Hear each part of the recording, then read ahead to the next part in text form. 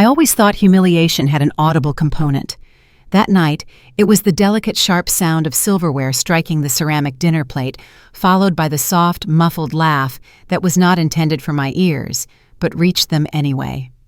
This was the specific kind of laugh people produce when they genuinely believe you are too ineffectual or docile to offer any meaningful resistance. I had barely settled into my designated spot at the extensive walnut dining table when my brother Caleb crossed his arms and settled deeper into his chair, wearing the predictable, condescending grin he always deployed right before delivering a calculated verbal attack. The atmosphere instantly solidified into a painful quiet, save for the gentle flicker of the expensive tapered candles. "Still living off Dad's money?" he demanded, raising his voice just enough to ensure every person seated could overhear the question. The younger cousins situated further down the long table snickered predictably. Linda, my stepmother, smoothly adjusted the cuff of her silk blouse, a gesture of impeccable, bored refinement. My father deliberately did not lift his gaze from his half-eaten dinner. He continued slicing into his perfectly cooked steak, then stated matter-of-factly, "Next month you should find your own place, Grace." I dismissed the bait, reminding them that 3 solid years of rent payments had been entirely my own responsibility was pointless. No one required an accounting of the late nights I had worked. I certainly wouldn't mention the tech company I had successfully built. Reciting the list of contracts I had already signed was useless. The truth was, none of them had ever inquired. I reached out, picked up my unused napkin, and placed it neatly beside my plate before I stood up. Across the room, chairs made a grating, high-pitched noise as they scraped against the polished hardwood floor. Somebody whispered the word drama, low enough to be clearly insulting, but high enough to maintain plausible deniability. "Rachel."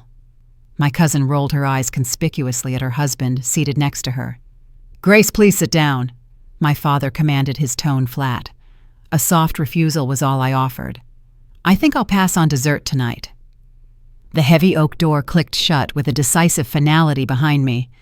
Outside, the severe February cold immediately struck my face, drawing the heat away from my skin. Chicago in the middle of winter is unforgiving. I regretted not bringing a much heavier coat because I had not made any plans to exit the house this early. My car was unfortunately parked at the extreme end of the very long driveway. I began walking rapidly, plumes of breath coming out in small, dense white clouds before disappearing into the night air. The subsequent 20-minute drive home passed without incident. Foregoing the radio, I preferred the oppressive silence. The lack of noise should have offered me some kind of mental reprieve, yet it failed completely. Their words continuously repeated themselves inside my head. Caleb's self-satisfied grin was a loop. The dismissal in my father's voice resonated with the clink of silverware. Linda's careful presentation of neutrality, her habit of always directing her attention just past me whenever I attempted to speak, was infuriatingly clear. Entering my apartment, I found it shrouded in darkness. The keyring dropped onto the kitchen counter with a loud sound. I stopped and leaned heavily against the granite kitchen island, still wearing my evening coat. A faint metallic click came from the radiator as the building heat cycled on. Through the closed window glass, the distant muffled traffic noise filtered in. This was the pattern for 28 years. I was the daughter who chose not to pursue the established, lucrative path of medicine like Caleb had. The one who failed to secure a socially advantageous marriage. I was the daughter who worked on computer stuff, a mysterious activity that nobody in the family unit understood, nor did they ever bother to care about understanding. Just then my phone buzzed briefly. It buzzed again. Immediately, a third time.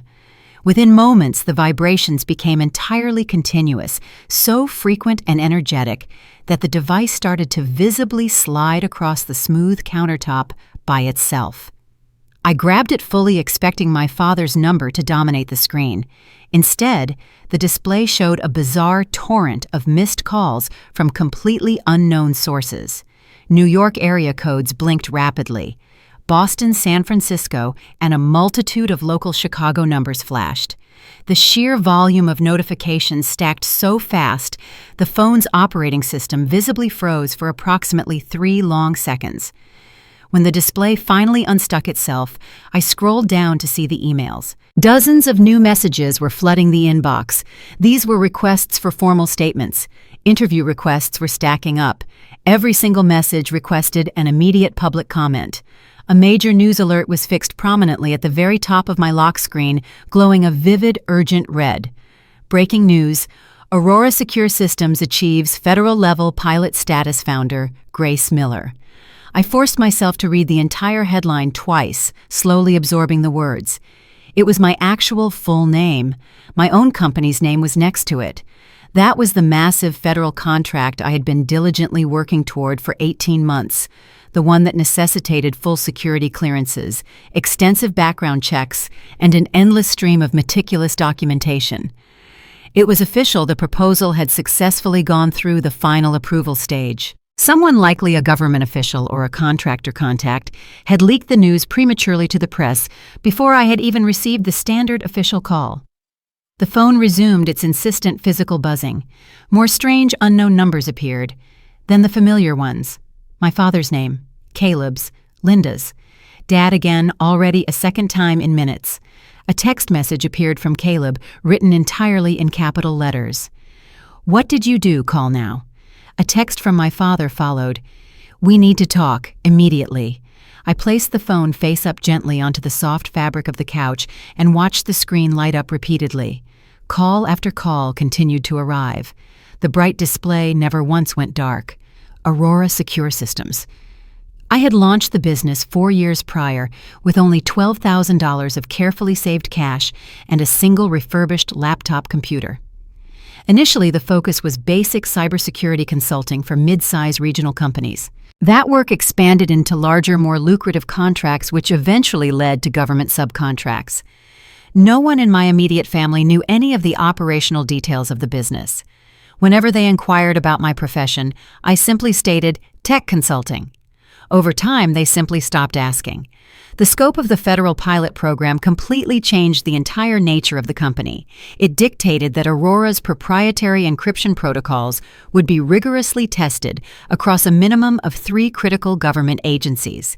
If the pilot successfully achieved all benchmarks, the resulting full contract was projected to be worth $47 million over a period of 5 years. This milestone was the culmination of 18 months spent in high-level meetings, comprehensive financial audits, and intensive security reviews. This information was now public knowledge. My father's number flashed brightly again. The call went unanswered. Instead, I accessed my email inbox. 63 new messages had arrived in the few minutes since I left the table. They were journalists from major financial and tech outlets, Bloomberg, Reuters, and TechCrunch. I noted messages from 2 prominent investment firms inquiring about the firm's plans for future funding rounds. One congratulatory note was from the Department of Homeland Security contact, who had personally guided the final contract approval process. The persistent phone rang once more. This time the screen showed Linda's name. I let that call proceed directly to voicemail. For 4 years, this family never demonstrated any curiosity about my actual work. The moment I had mentioned starting the company, my father responded with, "That's ambitious," using the exact inflection he reserved for what he considered thoroughly bad ideas. Caleb's only input was to ask if I required financial assistance. Then he laughed dismissively when I confirmed I did not. Linda had instantly steered the conversation toward discussing Rachel's wedding plans. Now their combined urgency was evident. All of them repeatedly sought contact. I finally picked up the device and scrolled through the extensive list of missed calls. 14 calls originated from Dad. 9 came from Caleb. Linda had contributed 6, and 3 had surprisingly come from Rachel, who had not initiated direct conversation with me in 2 years. A new text appeared from Caleb Grace. "This is serious. Call me back. Seriously." That single word was his only acknowledgement, as if my professional life only achieved the status of serious when the news media decided to acknowledge it. I powered down the ringer completely. Placing the phone face down on the coffee table, I allowed the lights to fade. The apartment settled back into its previous quiet state. I could hear the subtle, deep vibration of the building's main heating system running. A faint, distant sound of a television show leaked from the neighboring unit. These were normal, everyday sounds. I heard the identical sounds every single night upon returning from the office, but the objective facts surrounding the situation had radically shifted. 4 years ago, I began building Aurora in complete silence. No assistance was solicited from my family structure. There were 0 investors drawn from my father's influential social network. I received no professional introductions utilizing Caleb's medical school connections. I accomplished the work entirely alone, dedicating nights and weekends to the effort learning contract law fundamentals from online tutorial videos and mastering complex cybersecurity protocols through rigorous online courses. I had certainly made mistakes. The company nearly ran out of capital twice. I kept moving forward regardless of the obstacles. The fact remains, they had failed to notice any of it. They simply lacked the inclination to notice. Presently, they were desperate to converse. I stood and slowly walked toward the window pane. The sprawling city of Chicago spread out far below my vantage point, thousands of artificial lights scattered across the deep encroaching darkness. Somewhere out there in that light, reporters were actively writing stories about my fledgling company. Financial investors were making strategic calls, government officials were preparing their official public statements, and specifically in my father's expensive dining room, the family I had just left behind was undoubtedly struggling to process the news that the daughter they had so effortlessly dismissed had quietly built something substantial and real. My phone screen flared with light one final time. It was Dad. I watched his name glow fiercely for a few seconds before the light finally subsided. The logistics of tomorrow would be complex, calling back all media contacts. I needed to issue formal statements and immediately schedule mandatory high-stakes meetings. Handling the sudden, intense public attention required an immediate, comprehensive plan. Tonight, I remained standing at the window. The cold from the glass was a slight comfort. I permitted the silence to finally settle into the room. They had been afforded years to inquire about the nature of my work. They never took the opportunity. The world was now asking. I stood ready to provide the answer. I woke before the sun. The apartment still dim, the world outside wrapped in the kind of early morning quiet that feels almost fragile. My phone lay exactly where I had abandoned it the previous night, constantly congested with alerts. It continued vibrating every few minutes, an insistent refusal to acknowledge the night's definitive end. Reaching for the device was not my immediate action. I required a brief moment of absolute stillness before I would permit myself to dive into the profound consequences of achieving instant visibility. The central irony of the situation struck me immediately. I had spent years meticulously operating in silence, purposefully building Aurora Secure Systems from a scattered collection of ideas and carefully borrowed hours, genuinely believing invisibility offered the most robust path to safety. Now the entire world demanded immediate access to me, and the family who previously treated my existence like a simple footnote suddenly behaved as if they had misplaced something immeasurably valuable. The physical air inside the apartment felt perceptibly different that morning, almost as if the atmospheric pressure itself had drastically shifted.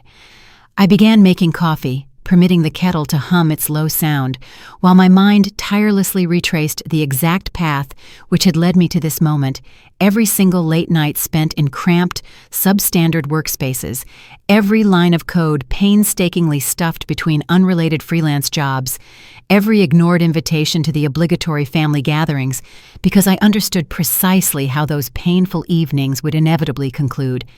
I never constructed Aurora from a place of simple spite or malicious intent.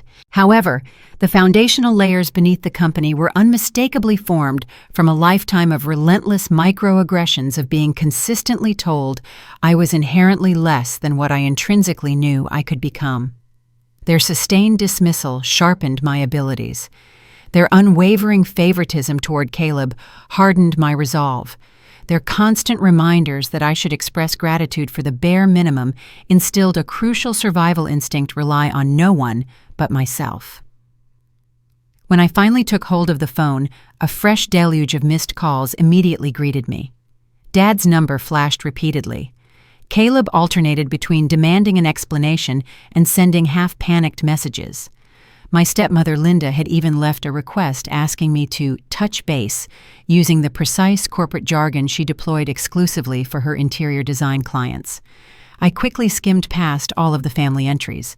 A single voicemail message immediately captured my full attention. It originated not from the family, but was a clipped professional message. A woman with an unmistakable, crisp Boston accent identified herself as a deputy director within the Federal Infrastructure Compliance Bureau. She offered a concise congratulation, then directly requested that I organize a preliminary briefing within 24 hours. Her tone held no trace of skepticism, zero condescension, and absolutely no implied doubt regarding my capability. She spoke to me as an equal, acting as though I had always belonged in that world, like the immense fortified door to federal-level influence had permanently been meant for my passage. That professional difference alone settled an unsteady tremor deep inside me. I dressed rapidly, selecting simple black slacks and a slate gray sweater. These were clothes that deliberately failed to announce anything except competence and seriousness. The reflection staring back at me in the mirror showed a woman who looked significantly calmer than she currently felt. Underneath that quiet, composed exterior, the humiliating memory of the previous night's dinner still simmered intensely, especially the way Caleb had tilted his head smug and fully amused, acting as if my entire existence served purely as material for his commentary.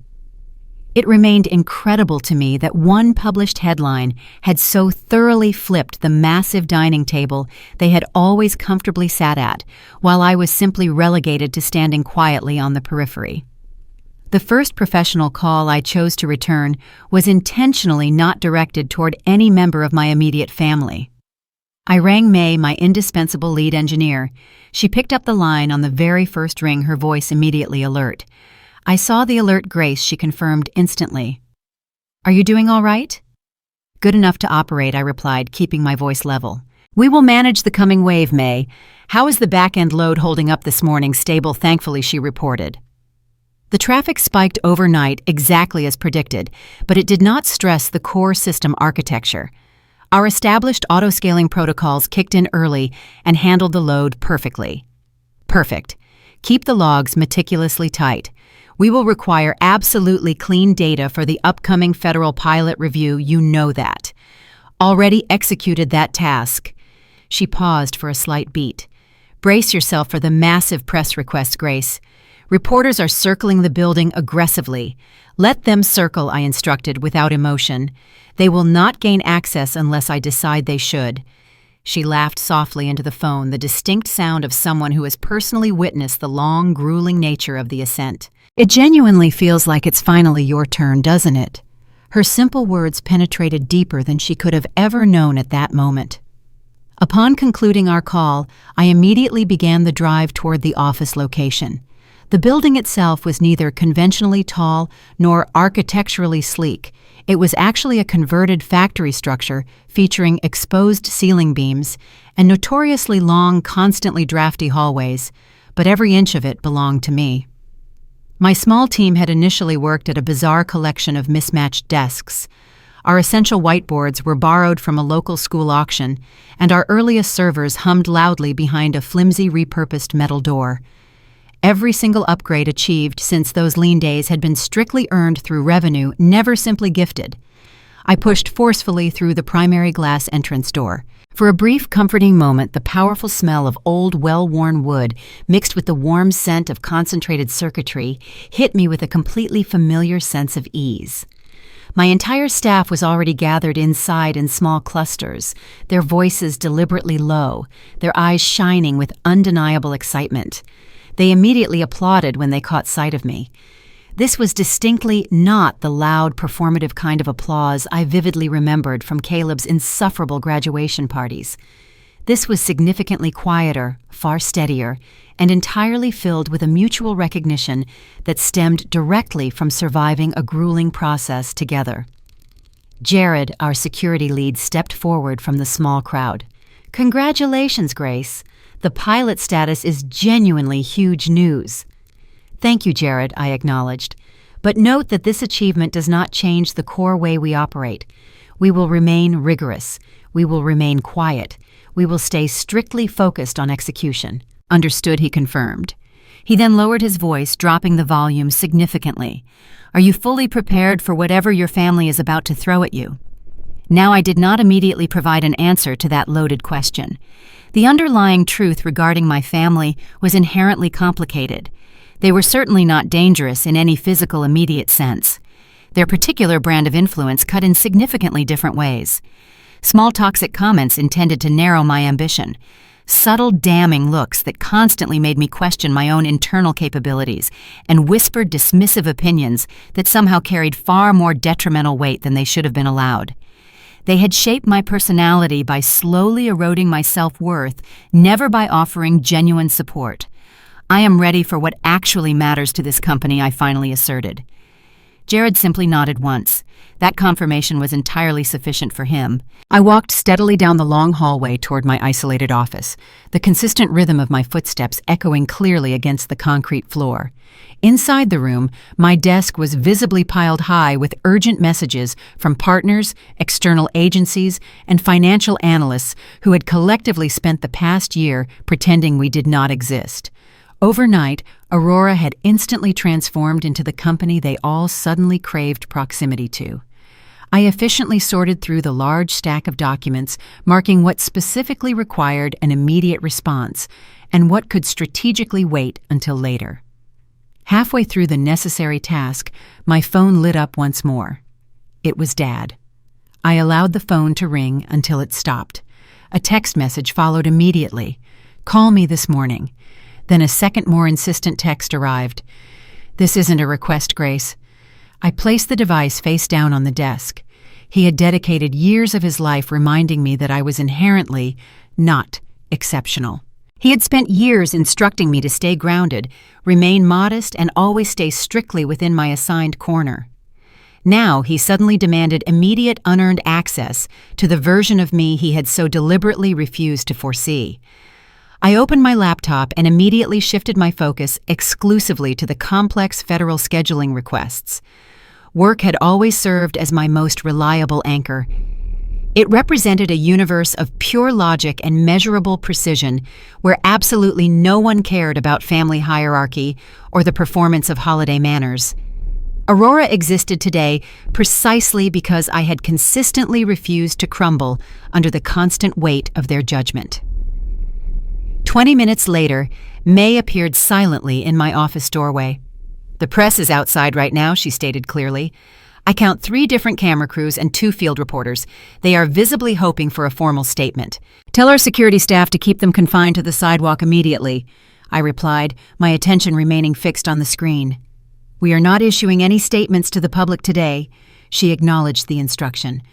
"Also, there is a car illegally parked in the loading zone." I looked up from the screen. "Who is it?" She hesitated for a brief moment. "It is your father." A quiet but absolute rush rolled through my core. It was neither fear nor anger. It was instead a pure, cold certainty. He had completely failed to take the subtle hint. He never did. My father genuinely believed the world would fundamentally bend to his will when he simply leaned hard enough upon it. "Do not buzz him into the building," I instructed clearly. May held my gaze for a moment, visibly evaluating my decision, then nodded sharply and vanished back down the long hallway. I remained firmly seated at my desk, allowing the charged moment to fully settle. Years ago, a surprise visit of this nature from my father would have completely shattered my composure. His disappointment was always skilled at finding the weakest, most vulnerable parts of my psyche first. His prolonged silence felt perpetually like a crushing judgment. His rare approval felt intensely conditional. That specific toxic dynamic had shaped virtually every professional risk I had ever chosen to take, and every hesitation that had inevitably followed. But today, the established balance of power has irrevocably shifted. The immense influence he once wielded over my life entirely evaporated the precise moment the external world learned exactly who I was without requiring his presence. The intercom on my desk crackled suddenly to life. Jared's voice came through sounding strained. "Grace, he is currently insisting on coming inside the main building. Do not permit his entry." I responded calmly with perfect clarity. If he genuinely desires conversation, he can use the phone and call me just like everyone else must. A very long pause followed my statement, then a quiet, definitive, "Understood." The intercom clicked off into silence. I exhaled slowly, checking my pulse. My heartbeat remained steady, unaffected. I was not hiding from his presence. I felt absolutely no fear of him. I simply recognized that I did not owe him the explanation he had so thoroughly failed to earn. The remainder of the morning proceeded with controlled high intensity. Contracts were finalized, policy updates were reviewed, engineering evaluations were performed. A call with a key federal liaison ended with her stating plainly, "Your team has built something genuinely exceptional, Ms. Miller." Her tone carried deep, unforced respect, not a hint of surprise. That single sentiment felt like pure, invigorating oxygen. Around noon, I stepped briefly into the hallway and watched the midday sun spill across the concrete floor, illuminating the dust motes. The day felt fundamentally different, not because of the sudden public attention, but because I had finally allowed myself to accept a truth I had suppressed for decades. I did not require my family's belief for my reality to be absolutely true. They could remain standing outside the secured building. They could exhaust my voicemail capacity. They could continue to demand elaborate explanations. But the version of me they willfully ignored had entirely outgrown their limited reach. As I headed back into the security of my office, my phone vibrated again this time, not with a petulant demand or a parental reprimand, but with an official electronic notification from the Federal Infrastructure Compliance Bureau pilot, onboarding scheduled. Please confirm the leadership briefing. I pressed the confirm button without a single moment of hesitation. For the first time in my entire life, I was not waiting for conditional permission. I was moving. The memory surfaced without warning during a budget review 3 weeks after the federal announcement.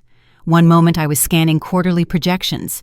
The next I was back in Dad's Chicago dining room, 23 years old, clutching a manila envelope stuffed with diagrams and early test results. That winter had been brutal. Wind cut through the city at 15 below, but the cold that night came from inside the house. I should be honest about something: my prototype was not perfect. The architecture had gaps I couldn't see yet. The compliance layer was theoretically sound, but untested under real pressure.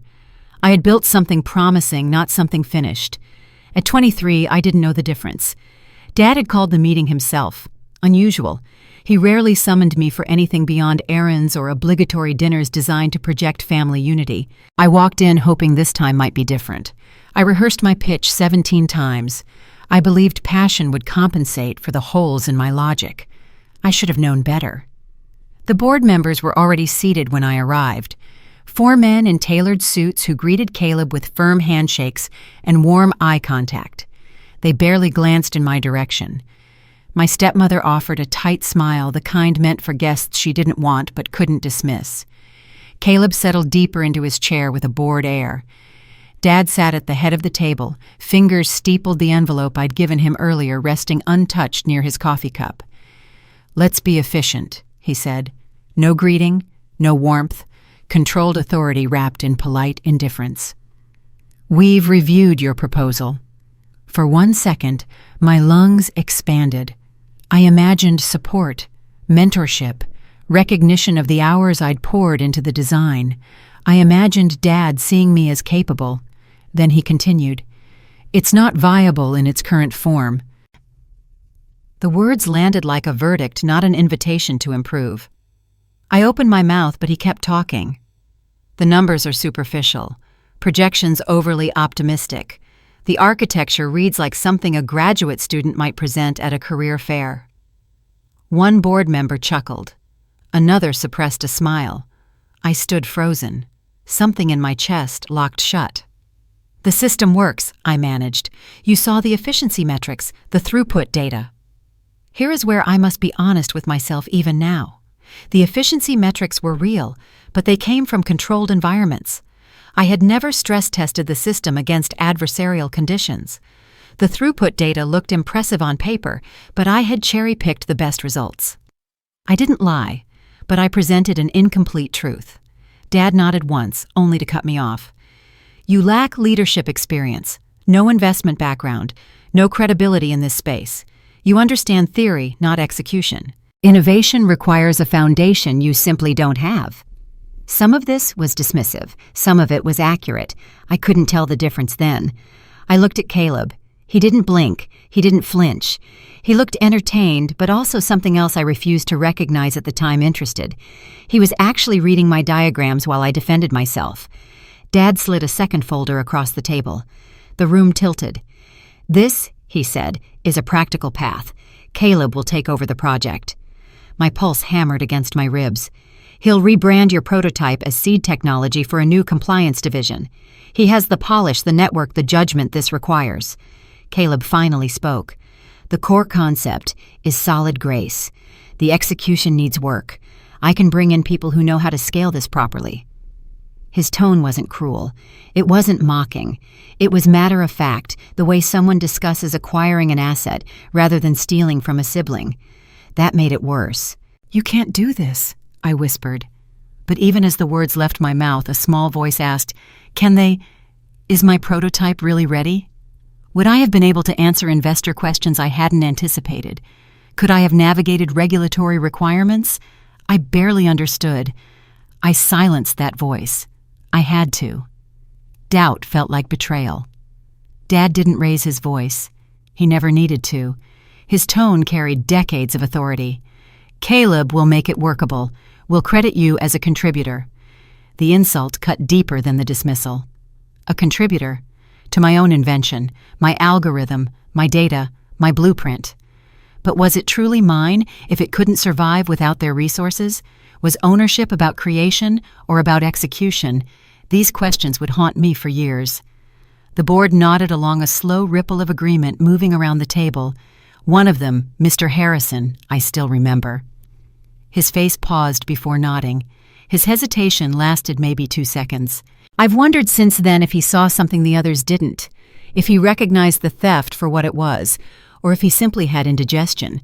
Something inside me shifted then, not a dramatic shatter, a quiet fracture that changed the architecture of who I would become. "You don't get to erase me," I said, barely audible. Caleb leaned forward slightly.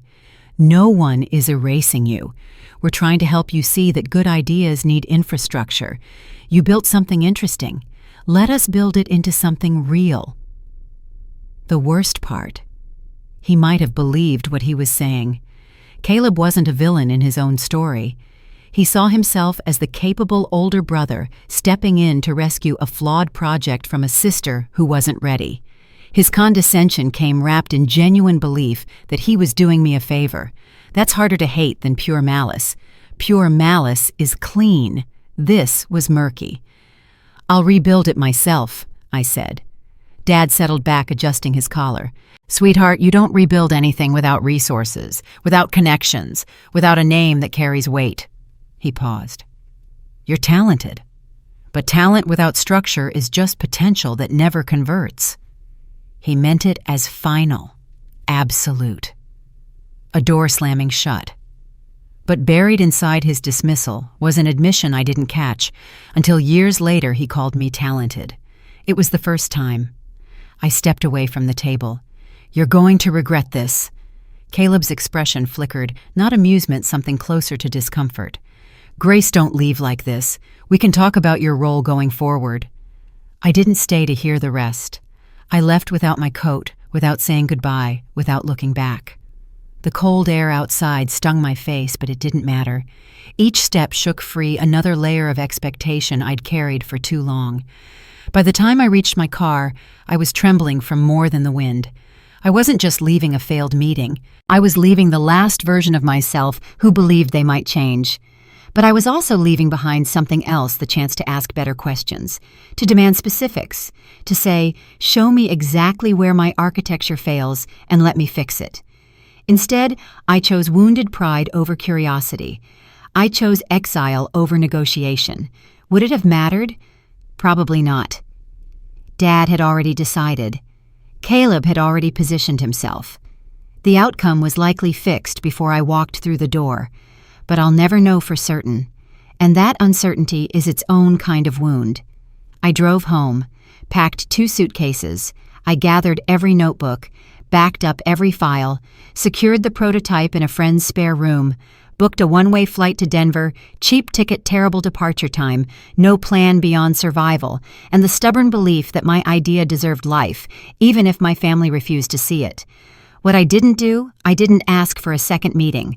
I didn't request written feedback. I didn't offer to address their concerns point by point. I didn't try to find an ally in the room. I ran. Running was the right choice for my sanity. Whether it was the right choice for my prototype, I still don't know. Denver offered no comfort. The apartment I rented had rattling pipes, uneven floors, and radiators that hissed like they resented being used. I worked 3 jobs copywriting at night, calculus tutoring in the afternoons, hardware repair, wherever I could find it.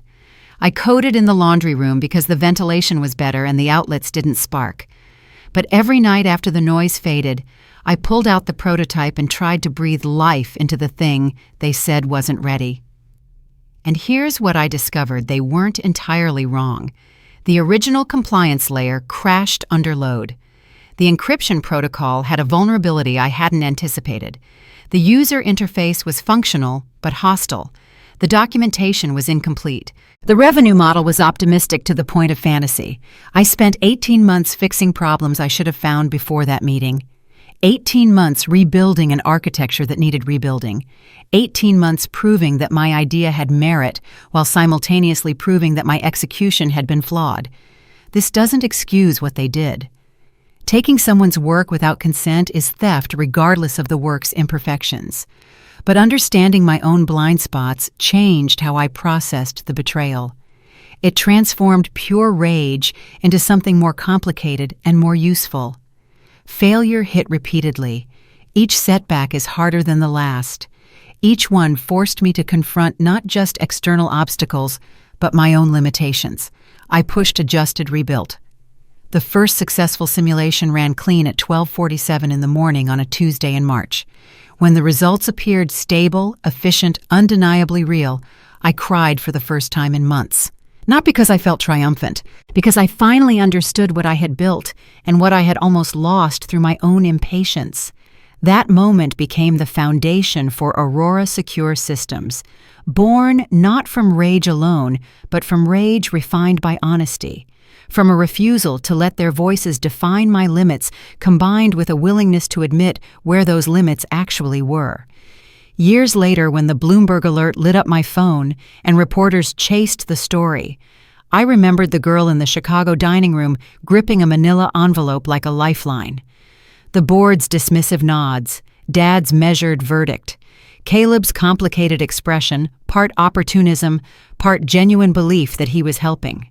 They didn't break me, but they didn't make me either. I made myself through years of work that addressed every criticism they raised, and several they never thought to mention. The girl they tried to overwrite became the woman who could finally admit my original prototype needed work. Their method of telling me was cruel. Both things can be true. Chapter 3 of my life. The part they never saw coming had already begun the night I walked out of that house without a coat. But it didn't truly take shape until I stopped blaming them for everything and started building something that could withstand scrutiny I once couldn't face. That's the version of the story I rarely tell, the version where I'm not purely a victim, the version where growth required more than vindication. It's messier, less satisfying, harder to turn into a headline, but it's true. Denver didn't feel like a fresh start when I landed. It felt like exile. The airport lights were harsh, the air painfully dry, and the cold sliced through the thin jacket I'd grabbed while rushing out of Chicago. But something steadied inside me when I stepped onto the sidewalk outside the terminal. I wasn't running from them. I was running toward myself. That's what I told myself anyway. The truth was messier. My apartment sat on the fringe of a neighborhood developers hadn't touched yet. Brick buildings with cracked windows, stairwells that echoed, hallways smelling faintly of old carpet and last night's cooking. The heater wheezed every time it kicked on, and the windows rattled whenever the wind picked up. The first night I sat on the floor because I didn't have furniture yet, eating cold cereal from the box, and cried until my throat hurt. Not graceful tears, not cinematic sorrow. Ugly, gasping sobs that left me curled against the wall, wondering if I had made the biggest mistake of my life. The space was mine. For the first time in my life, no one else held a key. But ownership felt less like freedom and more like abandonment. I had chosen this. I had walked away from everything familiar. And now I was alone in a city that didn't know my name, didn't care about my dreams, and wouldn't notice if I disappeared. I didn't sleep that first week. Not really. I would lie on the mattress I'd bought from a secondhand store, staring at water stains on the ceiling, replaying the meeting in my head. Dad's measured dismissal, Caleb's matter-of-fact tone, the board members who never looked me in the eye. I rehearsed better responses, sharper comebacks, more confident defenses, knowing none of them would change what happened. Some nights, I wondered if they were right. I set up my routine with the precision of someone who needed structure to survive. My day job covered rent, tutoring paid for groceries, hardware repair handled emergencies. Nights belonged to Aurora, the name I scribbled onto a light blue sticky note and pressed above my desk like a promise I wasn't sure I could keep. My workspace consisted of a wooden table salvaged from a thrift shop, its surface scratched and uneven. I spread notes across it anyway, taping diagrams to the wall, marking changes with red pens, rewriting code until the numbers finally aligned. The room felt raw brick wood, dim light dust on every surface. But raw wasn't liberating. Not at first. Raw was terrifying. There were days I couldn't get out of bed. Days when the weight of what I was attempting pressed so hard against my chest that breathing felt like labor. I would stare at the code on my screen, knowing exactly what needed to be fixed, and feel absolutely paralyzed. My hands wouldn't move. My brain wouldn't engage. I would just sit there watching the cursor blink, hating myself for being weak. I called in sick to my day job more times than I should have. Canceled tutoring sessions because I couldn't face another person. Ate crackers and peanut butter for dinner 3 nights in a row because going to the grocery store required energy I didn't have. Depression doesn't announce itself. It seeps in slowly, like water through a crack in the foundation, until one day you realize you're standing in a flood you didn't see coming. I coded until my hands cramped, tested modules until my eyes burned, survived on cheap noodles and vending machine granola bars because I refused to let any distraction siphon energy away from the core work. Each breakthrough felt like oxygen. Each failure taught me something the Chicago boardroom never could. Resilience wasn't inherited. It was chosen, every single day. But some days I didn't choose it. Some days I chose nothing. I just existed, waiting for the hours to pass, hoping tomorrow would feel different. One evening, while reworking the dynamic compliance layer, I noticed the margins in my old research notebooks. They were filled with Dad's comments from over the years. Too ambitious. Flawed logic. Needs supervision. Not scalable. In Chicago, those notes had crushed me. In Denver, I wanted them to become fuel. They didn't. Not automatically. Not magically. Instead, I found myself reading them over and over, searching for evidence that he was wrong, and sometimes finding the opposite. Some of his criticisms were valid. Some of my logic was flawed. Some of my ambitions were untethered from reality. Admitting this didn't feel like growth. It felt like drowning. I rewrote every line he had dismissed, and with every revision, the old version of myself fought back. She wanted vindication, not improvement. She wanted to prove them wrong, not to become better. She was angry, and anger was easier than honesty. The first working prototype didn't come together in a triumphant rush. It came together slowly, painfully, after months of false starts and abandoned approaches. The night it finally ran clean, a winter storm had cut power to half the block. Sudden darkness shocked me into stillness. Silence filled the room except for the faint hum of a backup battery I'd installed weeks earlier. The device on the table glowed in my flashlight beam. I held my breath and ran the test again, slower this time, watching every segment respond exactly as designed. The mapping was held. The compression layer didn't choke. The engine processed without crashing. Everything worked. I didn't stand and cheer, didn't call anyone. I simply touched the prototype gently and let the truth settle. I had done this alone. No resources, no investors, no family name backing me, just grit and a blueprint they dismissed as impossible. And then I cried again, not from joy, from exhaustion, From relief, from the terrifying realization that success didn't erase the pain that preceded it. The months of doubt, the nights of despair, the moments when I genuinely considered giving up, they didn't disappear because the test passed. They stayed with me, embedded in the achievement, like cracks in a repaired vase. I called my mother the next morning. Not Dad, not Caleb, just Mom. She answered on the third ring, voice cautious, as if expecting bad news. "I built something," I said, "something real." Silence stretched across the line. Then, "That's wonderful, Grace." Her tone was warm, but distant, the way you congratulate a stranger's child. She didn't ask what I built, didn't ask how I was doing, didn't ask if I needed anything. The conversation lasted 4 minutes. When I hung up, I felt more alone than before I called.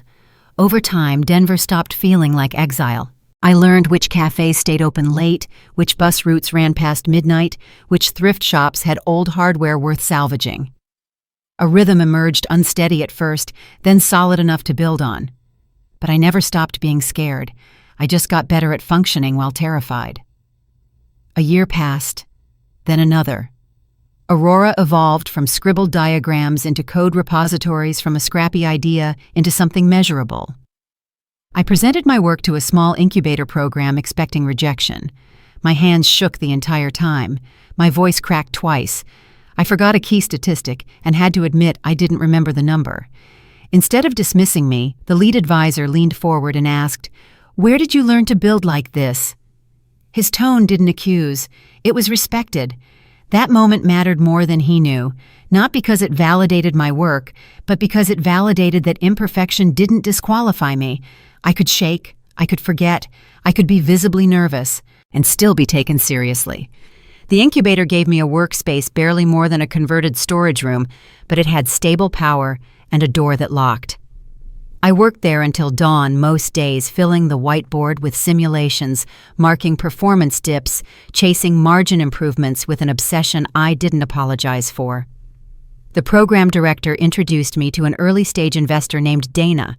She wore thick glasses, spoke in precise sentences, and reviewed my entire architecture without saying a word for nearly an hour. When she finally looked up, she said, "You're solving a problem the government hasn't figured out how to articulate yet." Her investment came without conditions. She didn't ask for control. I didn't demand I step aside for someone with a louder resume. She trusted the work. "You're also clearly exhausted," she added. "When did you last take a day off?" I couldn't remember. "That's not sustainable," she said. "Burnout kills more startups than bad ideas. Take care of yourself, or you won't be around to see this succeed." No one had ever told me that before. My family measured worth by output. Rest was my weakness. Struggle was character building. Dana was the first person to suggest that survival mattered as much as achievement. I didn't know how to follow her advice, but I tried. I started taking walks, eating actual meals, sleeping more than 4 hours. The changes felt foreign, almost indulgent. But slowly the fog that had settled over my thinking began to lift. With her support, Aurora gained its first team members, 3 engineers hungry to build something unprecedented. They worked out of a room that used to store cleaning supplies. The ceiling leaked during heavy storms. Lights flickered when we plugged in too many servers. None of them cared. They believed in the architecture. They believed in the mission. They believed in me. Their belief terrified me more than any criticism ever had. What if I failed them? What if I wasn't the leader they thought I was? What if this whole thing collapsed and took their careers with it? I didn't share these fears. I performed with confidence I didn't feel. I made decisions while second-guessing myself. I led meetings while wondering if everyone could see how uncertain I was. Maybe that's what leadership actually is. Not the absence of doubt, but the willingness to move forward despite it. Caleb and Dad never asked about my life during those years. They assumed silence meant failure. In their world, success required announcements and validation. I didn't correct their assumptions. Distance gave me room to breathe, to grow, to evolve without commentary.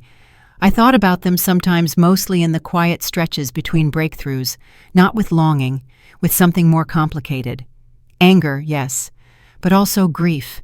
Grief for the family I wished I had. Grief for the father who might have been proud if he could see past his own limitations.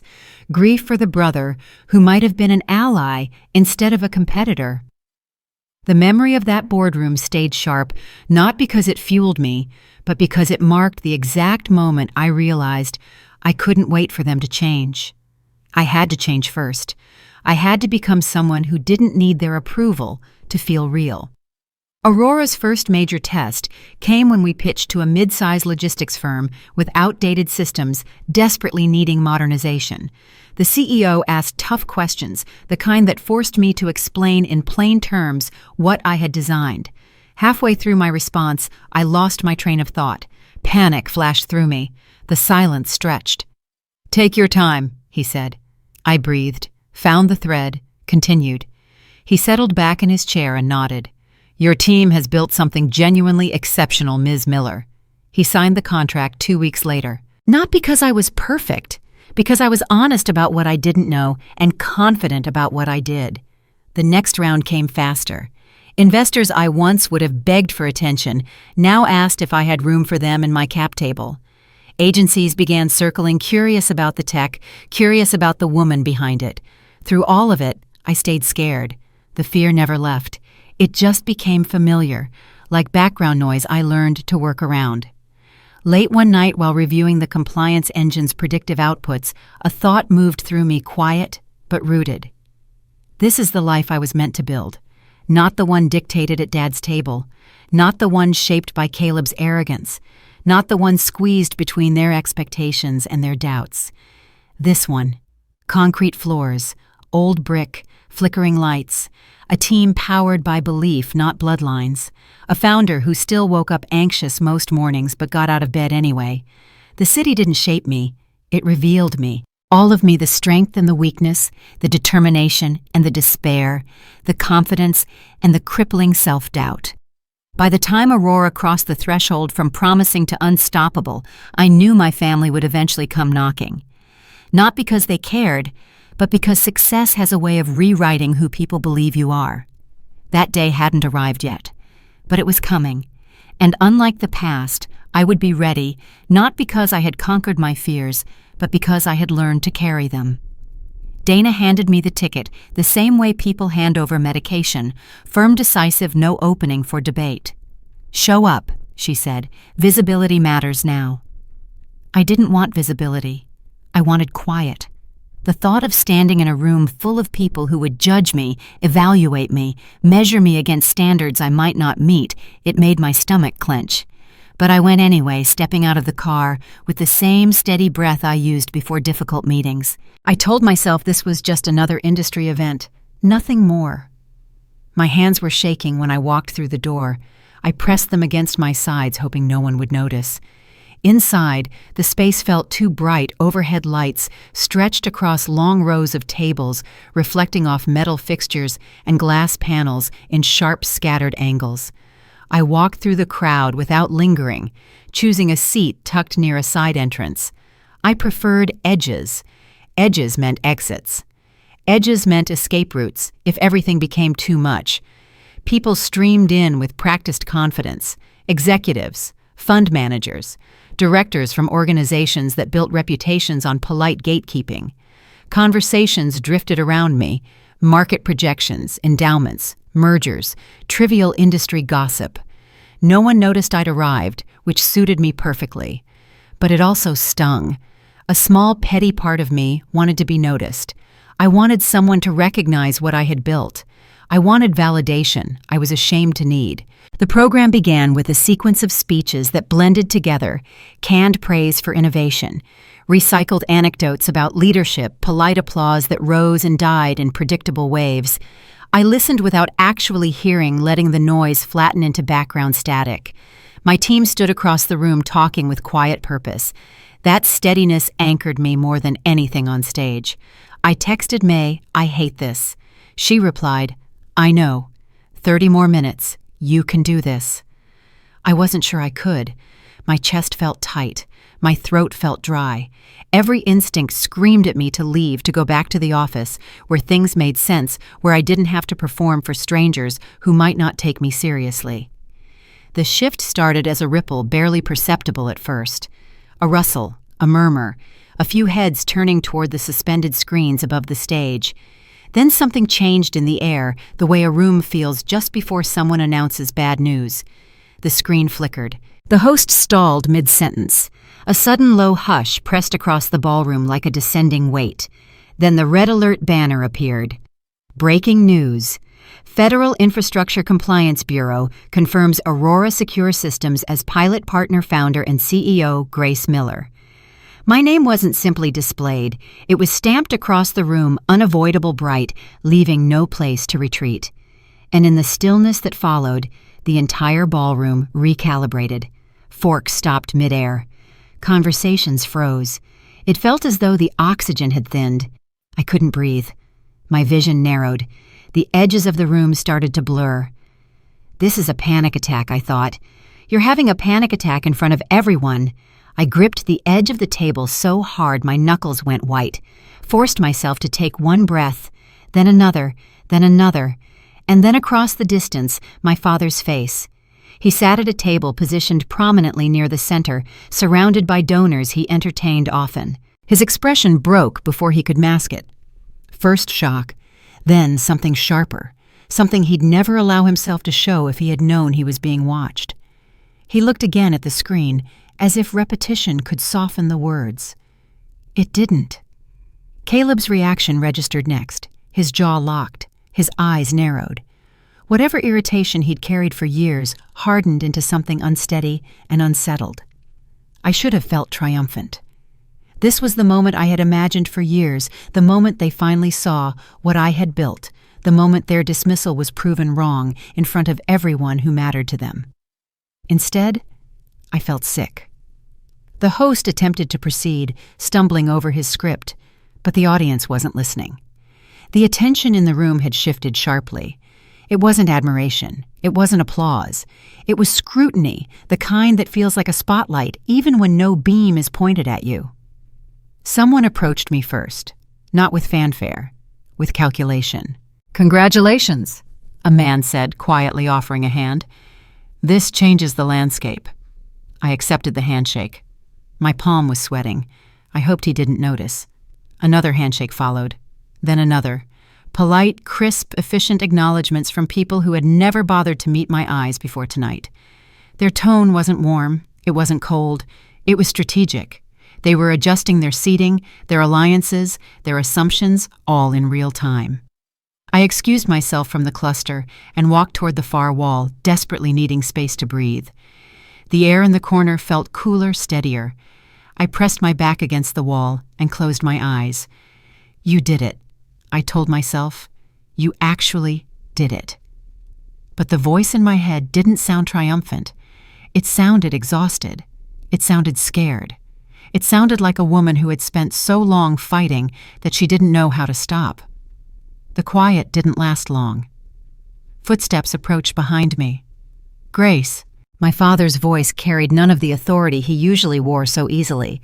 He stopped just a few feet away, keeping a careful distance. His expression looked older than I remembered, strained around the edges, the kind of strain that forms when definitions break. "You should have told us," he said, not angry, not soft, just unsettled. I opened my mouth to deliver the sharp response I had rehearsed 1,000 times, the cutting remark, the vindication, the proof that I was better than everything he believed about me. What came out was different. "I wanted to," I said. "For years I wanted to tell you. I wanted you to be proud of me. I wanted you to see what I was building and say it mattered." My voice cracked. I hated that it cracked. "But every time I tried, you changed the subject. Or you compared me to Caleb. Or you looked at me like I was wasting my potential on something you didn't understand." I swallowed hard. So I stopped trying, and I built it anyway. Dad's face shifted. Not understanding, not yet, but something close to uncertainty. The ground he stood on was less stable than he thought. "I didn't know," he said quietly. "You didn't ask."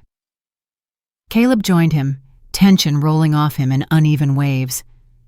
"Do you have any idea how this makes us look? You blindsided everyone." I turned to face him.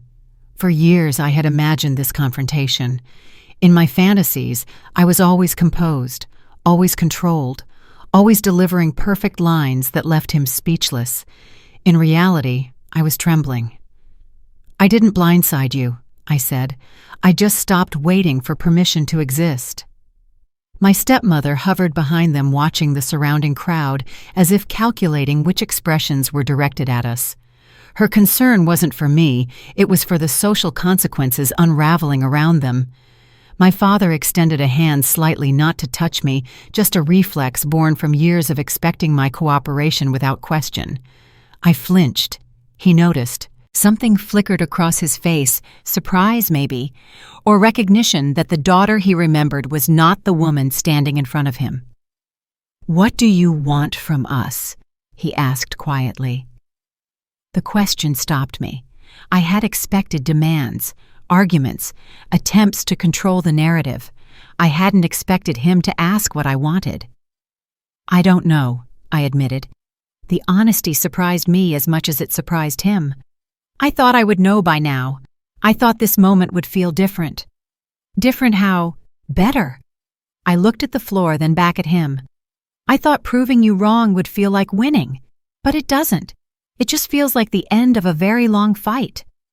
A wave of applause rose from the stage as the host attempted to regain order, but the room was still watching us, subtle glances sideways, curiosity, not malicious, just witnessing a shift they didn't yet understand. My father finally exhaled, a slow, weighted breath. "This isn't how our family handles things," he said. "It's how I handle things," I replied. Caleb shook his head once tightly. "You're changing the rules." "No," I answered. "I'm just playing by different ones." I turned away before they could reply. Their silence followed me across the room, heavy, unsteady, realizing perhaps for the first time that I was no longer part of the familiar shape they relied on. I made it to the bathroom before the tears came, locked myself in a stall, sat on the closed toilet lid, and let everything I had been holding back finally break loose. I cried for the 23-year-old who walked out of that boardroom believing she had lost everything. I cried for the years in Denver eating crackers for dinner, wondering if she would ever be enough. I cried for the version of myself who still wanted her father to be proud, even after everything. And I cried because the victory she had worked so hard for didn't feel like victory at all. It felt like grief. Grief for the family she might have had. Grief for the relationships that might have been. Grief for the simple, impossible wish that things could have been different. When I finally walked out of the bathroom, my eyes were red. My makeup was ruined. I didn't care. May found me in the hallway. She took one look at my face and pulled me into a hug. "You okay?" she asked. "No," I said, "but I will be." By the time I reached the exit, I understood exactly what had shifted. They hadn't lost a daughter. They'd lost the version of me they could control, and I had lost something too, the fantasy that success would heal everything, the belief that proving them wrong would make me whole. I walked into the night air, cold and sharp against my tear-stained face. The real work, the work of figuring out who I was without them, was only beginning. The morning after the gala, I reached the office before anyone else. Dawn barely touched the windows, leaving the workspace in a muted gray glow that made everything look suspended, waiting for direction. I unlocked the door, stepped inside, and waited for the familiar calm to settle over me. It didn't come. Instead, I stood in the empty hallway, heart pounding, wondering if everything I had built was about to collapse. The hum of our servers greeted me first, followed by the soft tick of the wall clock. This place had become more than a workplace.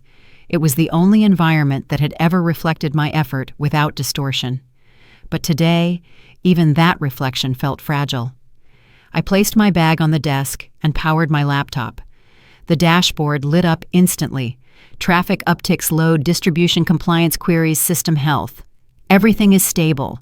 Everything functioning exactly as intended, even under the weight of national attention. But the numbers didn't calm me. They terrified me, because now for the first time, failure would be public. Before the announcement, Aurora could stumble in private. We could fix bugs without headlines. We could recover from mistakes without investors watching. Now every flaw would be magnified. Every weakness would be analyzed. Every decision I made would be scrutinized by people who wanted me to fail. My phone buzzed. A message from the engineering channel auto-scaling triggered twice. No errors. All nodes are green. I should have felt relieved. Instead, I felt the weight of expectations pressing against my chest. A second notification arrived, then a third. Within minutes, my inbox was flooded: interview requests, partnership inquiries, government liaison emails, investor messages. The volume was overwhelming. I scrolled through subjects without reading them, paralyzed by the sheer scale of what was happening. May appeared in my doorway with a mug of tea and a quiet smile. "The system's holding beautifully. You built something solid." "We built it," I corrected automatically. But my voice sounded hollow. She studied my face for a moment. "You okay?" "Fine," I lied. She nodded, unconvinced, and left me to work. I wasn't fine. I was drowning in slow motion, and I didn't know how to ask for help. The first crack appeared 3 days later. We had scheduled a critical demonstration for a defense contractor, a company whose approval would validate Aurora's security protocols for an entire tier of government partnerships. I had prepared for weeks, rehearsed every scenario. I anticipated every question. What I hadn't anticipated was my own arrogance. The demonstration began smoothly. Our CTO walked through the architecture while I handled the strategic overview. The contractor's team nodded along, asking technical questions. I answered with confidence that felt earned. By the halfway point, I was certain we had won. Then their lead engineer asked about our failover protocol. What happens if your primary encryption node goes offline during a zero-day attack? I knew the answer. I had designed the answer. But instead of explaining our redundancy system, I decided to show them live in real time with no safety net. "Let me demonstrate," I said, already reaching for the console. May's eyes widened. She shook her head slightly, a warning I chose to ignore. I initiated a simulated node failure, expecting the backup system to engage seamlessly. For 3 seconds, everything worked exactly as designed. Then the backup node crashed. The screen froze. Error messages cascaded across the display. The room went silent except for the soft hum of cooling fans and the rapid clicking of our CTO's keyboard as he scrambled to diagnose the problem. I stood there watching everything unravel, unable to move. "This is unexpected," I heard myself say. The words sounded distant, like someone else was speaking them. The contractor's lead engineer leaned back in his chair. His expression wasn't angry. It was worse. I was disappointed, the kind of disappointment that comes from watching someone you almost respected reveal they weren't ready. "Perhaps we should reschedule," he said carefully. "We can fix this," I said. "Give us 10 minutes. "Ms. Miller," and his voice was gentle but final. "We've seen enough." They left without signing anything, without promising to return, without offering the polite reassurances that usually soften rejection. After they were gone, May found me in my office, staring at the wall. "The backup node had a memory leak," she said quietly. "We found it. It's fixed. Too late. We can reach out, explain what happened, offer another demo." "They won't come back." I knew it with certainty. In this industry, you rarely get second chances to make first impressions. I pushed too hard. I wanted to impress them instead of just showing them what works. May sat down across from me. "You made a mistake. It happens." "Not to me." The words came out sharper than I intended. "Not anymore. I can't afford mistakes. Not now. Not with everything at stake." She was quiet for a long moment. "Grace, if you think you can build something this complex without ever failing, you're setting yourself up for a breakdown." "I already failed once," I said. "In Chicago. I failed so completely that my own family stole my work because they didn't believe I could execute it. I swore I would never give anyone that ammunition again. And now you're so afraid of failure that you're taking risks you shouldn't take." She leaned forward. "That demo didn't need a live failover test. You know that. But you wanted to prove something to them, to yourself, I don't know. And it backfired." I didn't answer. I couldn't, because she was right, and admitting it felt like admitting that everything I had built was standing on a foundation of overcompensation and fear. The next 2 weeks were brutal. Word spread about the failed demo. Not publicly, our industry is small enough that gossip travels through private channels, but enough that I noticed hesitation in conversations that used to flow easily. Investors who had been eager to connect suddenly had scheduling conflicts. Government liaisons who had praised our architecture now asked pointed questions about reliability. I responded by working harder, sleeping less, checking the system logs obsessively, as if constant vigilance could prevent another failure. It couldn't. The second crack appeared during a routine security audit, one we had passed twice before. This time, the auditor flagged a vulnerability in our authentication layer. Not critical, not urgent, but present. A flaw I had missed because I was so focused on the encryption engine that I neglected the surrounding infrastructure. "This should have been caught months ago," the auditor said, not unkindly. "Your core technology is impressive, but the supporting systems need attention." I thanked him for his thoroughness, promised to address the issue immediately, smiled professionally until he left the building. Then I locked myself in my office and didn't come out for 6 hours. May found me again that evening sitting in the dark. "The authentication fix is deployed," she said. "Jared ran the tests. Everything passes." Good. She didn't leave. Instead, she sat down on the floor across from my desk, her back against the wall. "When was the last time you ate?" she asked. I couldn't remember. "When was the last time you slept more than 4 hours?" I couldn't remember that either. "Grace," her voice was soft but firm, "you're falling apart." "I'm fine." "You're not fine. You're running on fumes and fear, and it's affecting your judgment." The live demo was a mistake born from overconfidence. The authentication gap was a mistake born from tunnel vision. Both of them happened because you're trying to do everything yourself and you're too exhausted to see clearly. "What am I supposed to do?" The question came out ragged. "Stop, slow down." The world doesn't slow down. The contracts don't wait. The competitors don't rest. If I stop, everything stops. "That's not true," she said. "You built a team. You hired people who are capable and committed. But you won't let them carry any of the weight because you're convinced that if you're not controlling everything, it will all fall apart." "It might." "It might," she agreed. "But it definitely will if you burn out. You're not superhuman, Grace. You're allowed to be tired. You're allowed to ask for help. You're allowed to admit that this is hard." I stared at the ceiling. The silence stretched between us. "I don't know how," I finally said. "I don't know how to trust anyone else with this. My whole life, every time I trusted someone, they let me down. My family, my mentors, everyone." "I know," May said, "but we're not them, and you have to decide whether you're going to keep punishing us for what they did or whether you're going to let us actually help you." She stood up and walked to the door. "Go home, sleep, eat something that isn't from a vending machine. The system will still be here tomorrow." I wanted to argue. I wanted to insist that I was needed, that my presence was essential, that stepping away was impossible. Instead, I nodded. "Okay," I said. It was the hardest word I had ever spoken. I drove to Chicago with no plan except finishing what they had started 2 years earlier. That's what I told myself anyway. The truth was murkier. I was running away from the failures in Denver by confronting the failures in Chicago. The highway stretched ahead in a long, unbroken line, the kind of road that forces clarity whether you want it or not.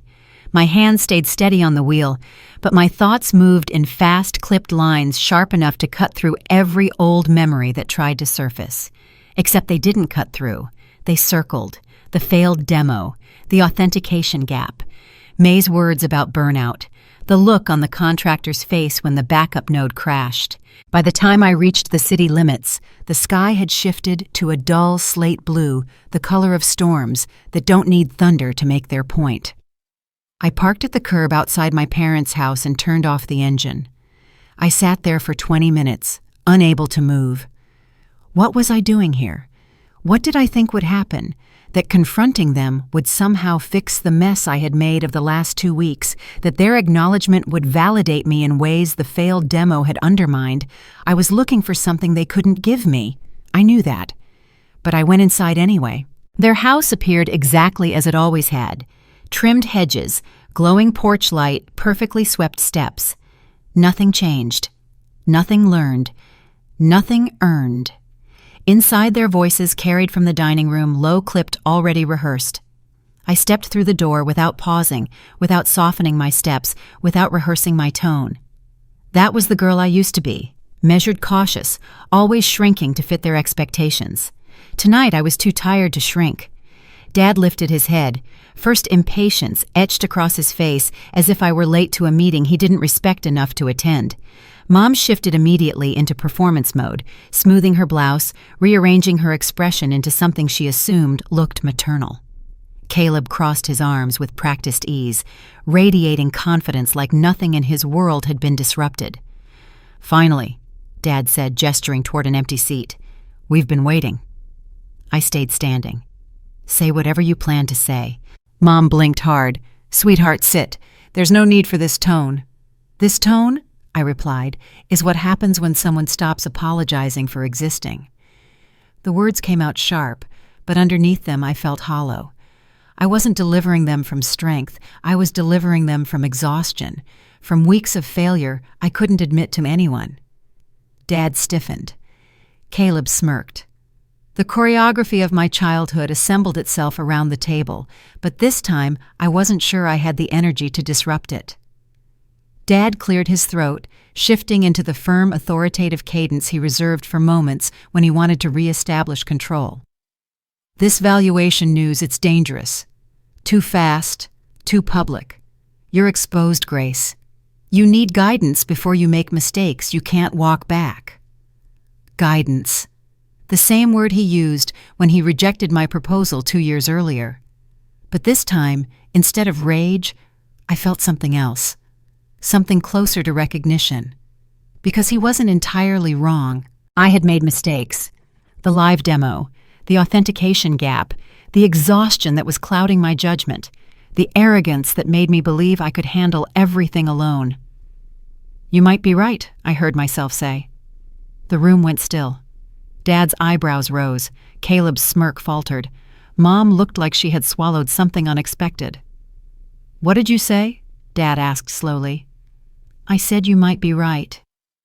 I pulled out a chair and sat down suddenly, too tired to stand. "I've made mistakes. Recent ones, significant ones. I'm not handling the pressure as well as I should be." No one spoke. The silence stretched, uncomfortable and unfamiliar. "I didn't come here for guidance," I continued. "I don't trust you to give it. But I can admit that I'm struggling, that I don't have all the answers. Building something this complex is harder than I expected, and I'm not doing it perfectly." Caleb leaned forward. "So you're saying you need help?" "I'm saying I'm human. There's a difference." Dad's expression shifted, not softening exactly, but recalibrating. He wasn't used to this version of me, the version that could admit weakness without collapsing into it. "Why are you telling us this?" he asked. The question stopped me. I didn't have a clear answer. "Because I'm tired of pretending," I finally said.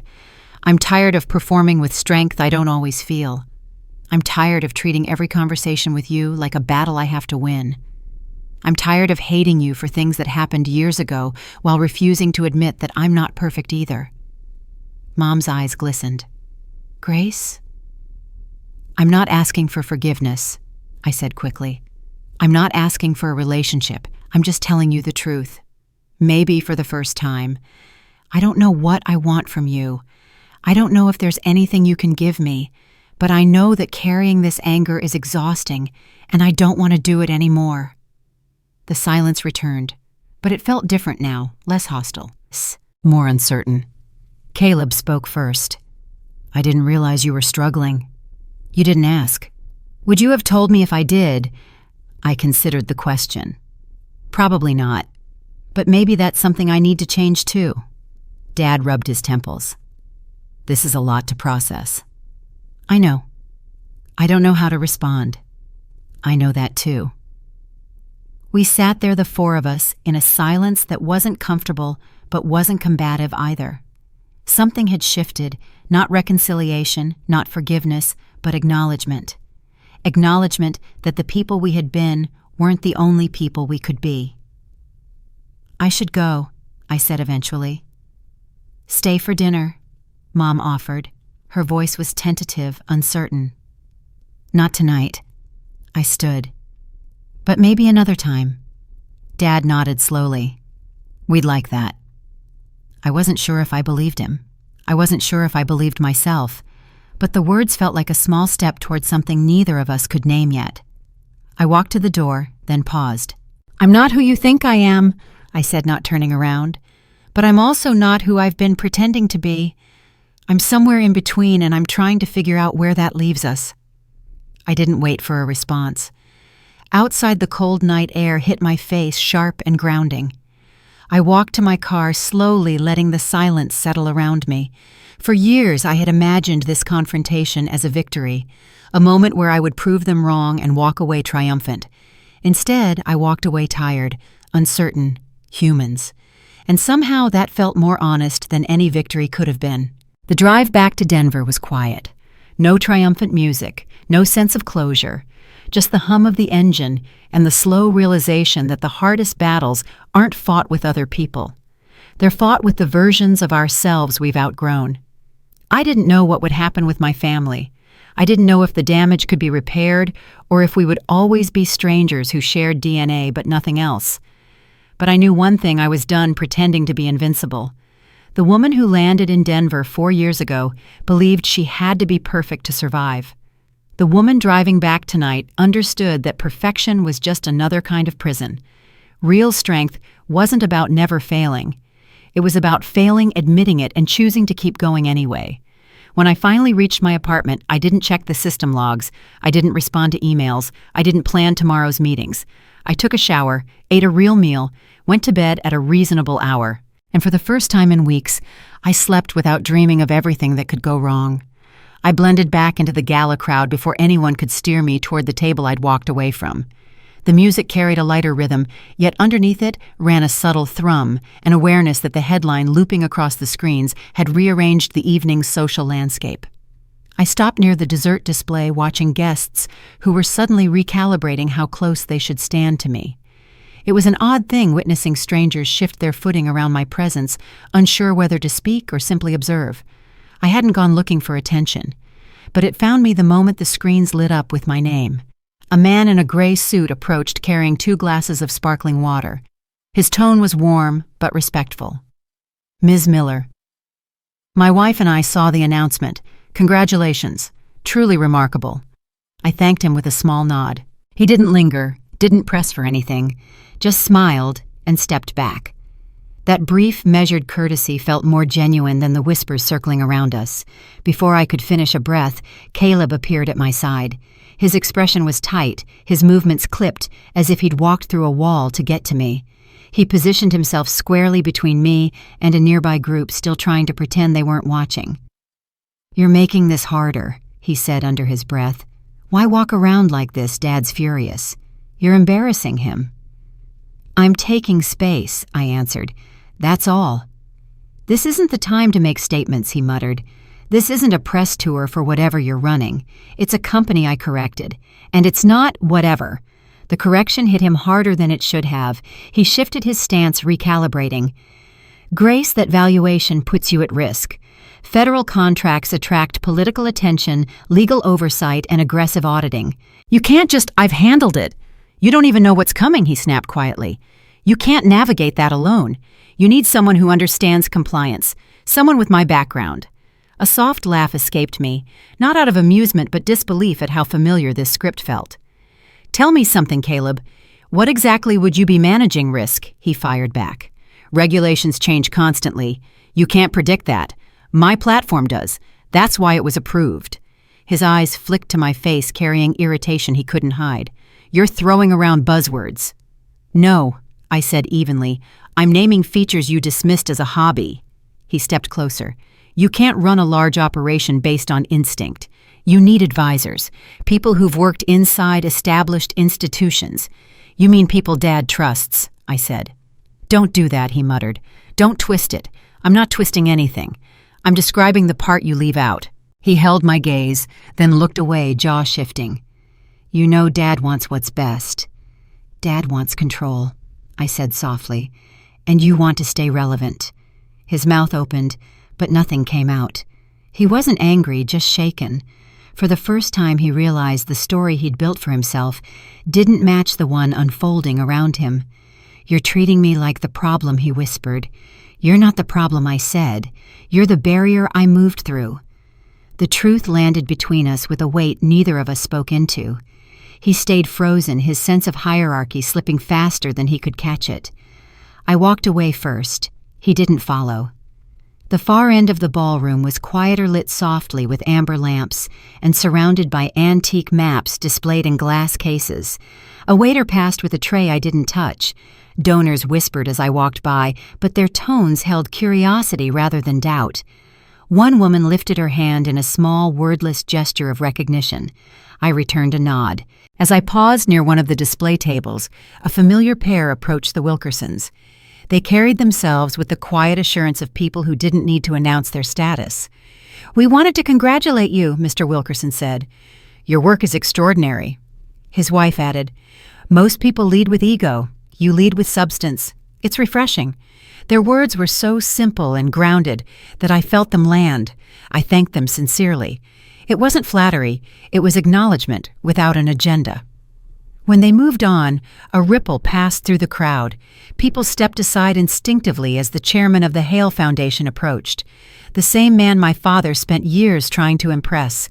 The same man who never once looked in my direction at any previous event. He came directly to me. "Ms. Miller," he said, extending his hand, "your work has been the subject of several board discussions. I'd appreciate speaking with you later tonight if your schedule permits." Not Dad's schedule, not the family's agenda. Mine. I agreed, and he nodded once before walking away. No theatrics, no performance, just respect. The shift in the room sharpened.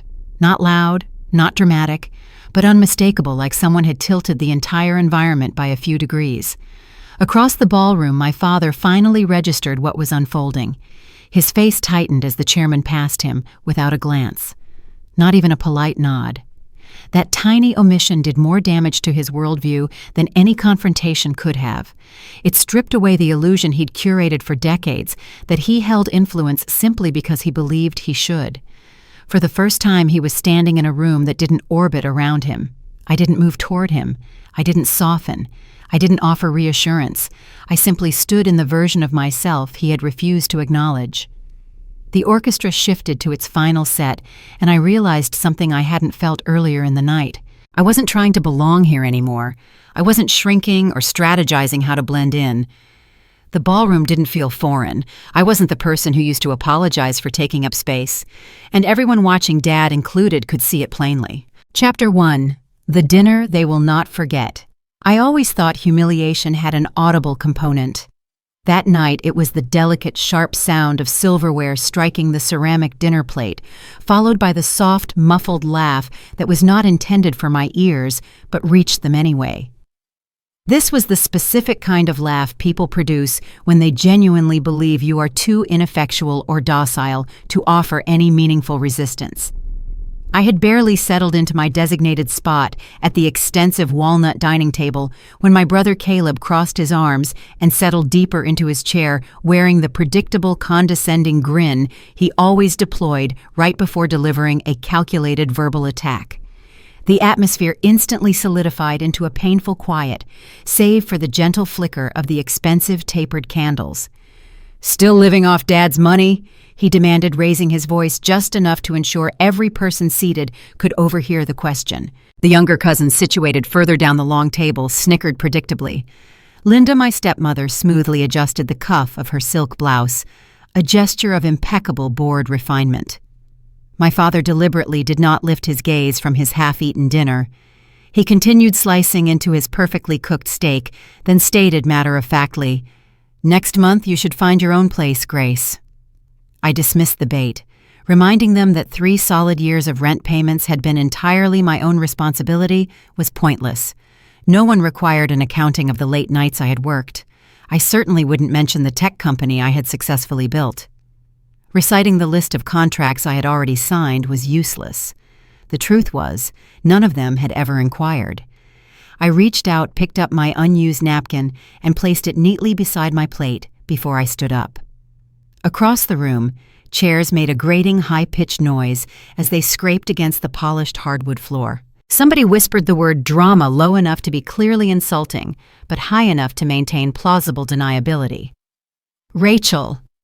My cousin rolled her eyes conspicuously at her husband seated next to her. Grace, please sit down. My father commanded, his tone flat. A soft refusal was all I offered.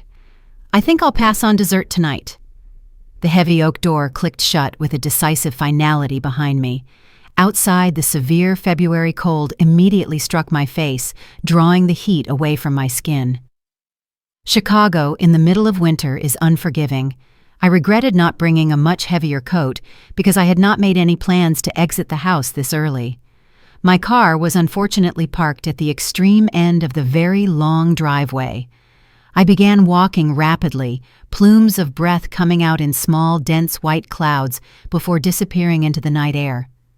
The subsequent 20-minute drive home passed without incident. Foregoing the radio, I preferred the oppressive silence. The lack of noise should have offered me some kind of mental reprieve, yet it failed completely. Their words continuously repeated themselves inside my head. Caleb's self-satisfied grin was a loop. The dismissal in my father's voice resonated with the clink of silverware. Linda's careful presentation of neutrality, her habit of always directing her attention just past me whenever I attempted to speak, was infuriatingly clear. Entering my apartment, I found it shrouded in darkness. The key ring dropped onto the kitchen counter with a loud sound. I stopped and leaned heavily against the granite kitchen island, still wearing my evening coat. A faint metallic click came from the radiator as the building heat cycled on. Through the closed window glass, the distant muffled traffic noise filtered in. This was the pattern for 28 years. I was the daughter who chose not to pursue the established lucrative path of medicine like Caleb had, the one who failed to secure a socially advantageous marriage. I was the daughter who worked on computer stuff, a mysterious activity that nobody in the family unit understood, nor did they ever bother to care about understanding. Just then, my phone buzzed briefly. It buzzed again. Immediately, a third time. Within moments, the vibrations became entirely continuous, so frequent and energetic, that the device started to visibly slide across the smooth countertop by itself. I grabbed it fully, expecting my father's number to dominate the screen. Instead, the display showed a bizarre torrent of missed calls from completely unknown sources. New York area codes blinked rapidly. Boston, San Francisco, and a multitude of local Chicago numbers flashed. The sheer volume of notifications stacked so fast, the phone's operating system visibly froze for approximately 3 long seconds. When the display finally unstuck itself, I scrolled down to see the emails. Dozens of new messages were flooding the inbox. These were requests for formal statements. Interview requests were stacking up. Every single message requested an immediate public comment. A major news alert was fixed prominently at the very top of my lock screen, glowing a vivid, urgent red. Breaking news. Aurora Secure Systems achieves federal-level pilot status, founder Grace Miller. I forced myself to read the entire headline twice, slowly absorbing the words. It was my actual full name. My own company's name was next to it. That was the massive federal contract I had been diligently working toward for 18 months. The one that necessitated full security clearances, extensive background checks, and an endless stream of meticulous documentation. It was official the proposal had successfully gone through the final approval stage. Someone, likely a government official or a contractor contact, had leaked the news prematurely to the press before I had even received the standard official call. The phone resumed its insistent physical buzzing. More strange, unknown numbers appeared. Then the familiar ones. My father's name, Caleb's, Linda's. Dad again, already a second time in minutes. A text message appeared from Caleb written entirely in capital letters. What did you do? Call now. A text from my father followed. We need to talk, immediately. I placed the phone face up gently onto the soft fabric of the couch and watched the screen light up repeatedly. Call after call continued to arrive. The bright display never once went dark. Aurora Secure Systems. I had launched the business 4 years prior with only $12,000 of carefully saved cash and a single refurbished laptop computer. Initially, the focus was basic cybersecurity consulting for mid-size regional companies. That work expanded into larger, more lucrative contracts, which eventually led to government subcontracts. No one in my immediate family knew any of the operational details of the business. Whenever they inquired about my profession, I simply stated tech consulting. Over time, they simply stopped asking. The scope of the federal pilot program completely changed the entire nature of the company. It dictated that Aurora's proprietary encryption protocols would be rigorously tested across a minimum of 3 critical government agencies. If the pilot successfully achieved all benchmarks, the resulting full contract was projected to be worth $47 million over a period of 5 years. This milestone was the culmination of 18 months spent in high-level meetings, comprehensive financial audits, and intensive security reviews. This information was now public knowledge. My father's number flashed brightly again. The call went unanswered. Instead, I accessed my email inbox. 63 new messages had arrived in the few minutes since I left the table. They were journalists from major financial and tech outlets, Bloomberg, Reuters, and TechCrunch. I noted messages from 2 prominent investment firms inquiring about the firm's plans for future funding rounds. One congratulatory note was from the Department of Homeland Security contact who had personally guided the final contract approval process. The persistent phone rang once more. This time the screen showed Linda's name. I let that call proceed directly to voicemail. For 4 years, this family never demonstrated any curiosity about my actual work. The moment I had mentioned starting the company, my father responded with, "That's ambitious," using the exact inflection he reserved for what he considered thoroughly bad ideas. Caleb's only input was to ask if I required financial assistance. Then he laughed dismissively when I confirmed I did not.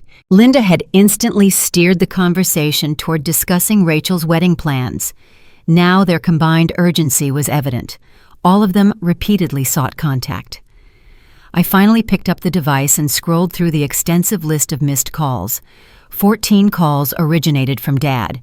9 came from Caleb. Linda had contributed 6, and 3 had surprisingly come from Rachel, who had not initiated direct conversation with me in 2 years. A new text appeared from Caleb Grace. "This is serious. Call me back. Seriously." That single word was his only acknowledgement, as if my professional life only achieved the status of serious when the news media decided to acknowledge it. I powered down the ringer completely. Placing the phone face down on the coffee table, I allowed the lights to fade. The apartment settled back into its previous quiet state. I could hear the subtle, deep vibration of the building's main heating system running. A faint, distant sound of a television show leaked from the neighboring unit. These were normal, everyday sounds. I heard the identical sounds every single night upon returning from the office. But the objective facts surrounding the situation had radically shifted. 4 years ago, I began building Aurora in complete silence. No assistance was solicited from my family structure. There were 0 investors drawn from my father's influential social network. I received no professional introductions utilizing Caleb's medical school connections. I accomplished the work entirely alone, dedicating nights and weekends to the effort-learning contract law fundamentals from online tutorial videos and mastering complex cybersecurity protocols through rigorous online courses. I had certainly made mistakes. The company nearly ran out of capital twice. I kept moving forward regardless of the obstacles. The fact remains they had failed to notice any of it. They simply lacked the inclination to notice. Presently, they were desperate to converse. I stood and slowly walked toward the window pane.